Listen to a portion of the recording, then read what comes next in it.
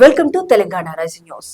ఢిల్లీ మే సవాల్ 2 రోజుల పాటు అక్కడే సీఎం రేవంత్ రెడ్డి గారు మకాం. మెట్రోలోన్ లొల్లి ఫేజ్ 2 అనుమతులపై కేంద్రంతో తాడోపేడు. కేంద్ర మంత్రులు కలవాలని నిర్ణయం. యాసంగి ధాన్యం కొనుగోళ్ల కోటా పెంపు, యూరియా సకాలంలో సప్లై చేయాలని ఒత్తిడి.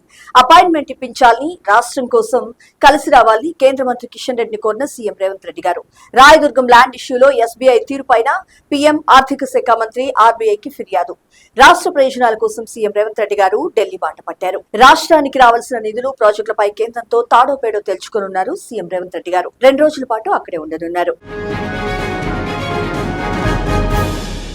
ఇక్కడ వరకు ముఖ్యమైన అంశం చూసినాం.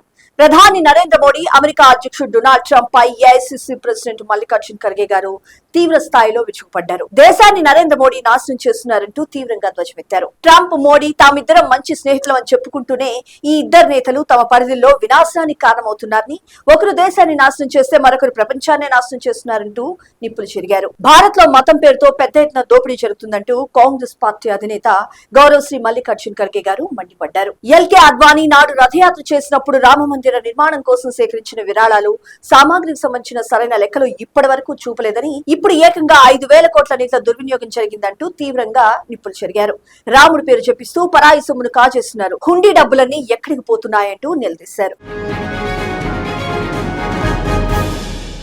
ఇక్కడ వరకు ముఖ్యమైన అంశం చూసినాం.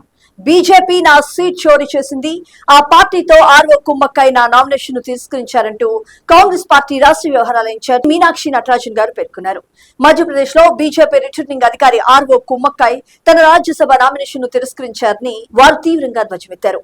అక్కడ బీజేపీకి 3వ సీటు గెలుచుకునేందుకు తగిన కోరం కూడా లేదని, ఆయన ఆ సీటు కోసం పోటీ చేయటమే పెద్ద కుట్ర అంటూ వారు మండిపడ్డారు. జార్ఖండ్ లో నత్వానికి ఇచ్చిన అవకాశం నాకెందుకు ఇవ్వలేదంటూ నిలదీశారు. ఈ విషయాన్ని సమాజానికి తెలిసేలా పోరాడతానంటూ స్పష్టం చేశారు కాంగ్రెస్ పార్టీ రాష్ట్ర వ్యవహారాల ఇన్ఛార్జ్ శ్రీ మీనాక్షి నటరాజన్ గారు.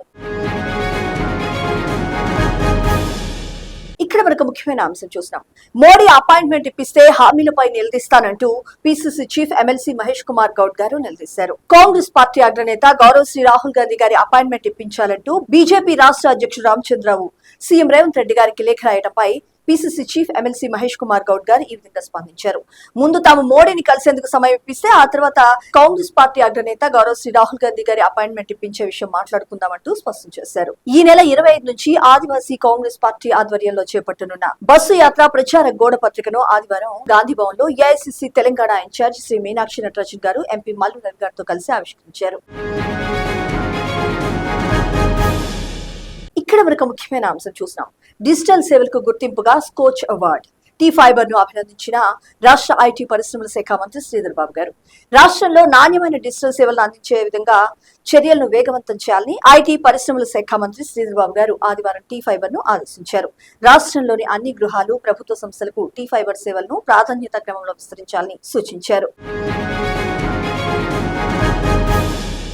ఇక్కడ వరకు ముఖ్యమైన అంశం చూసినాం.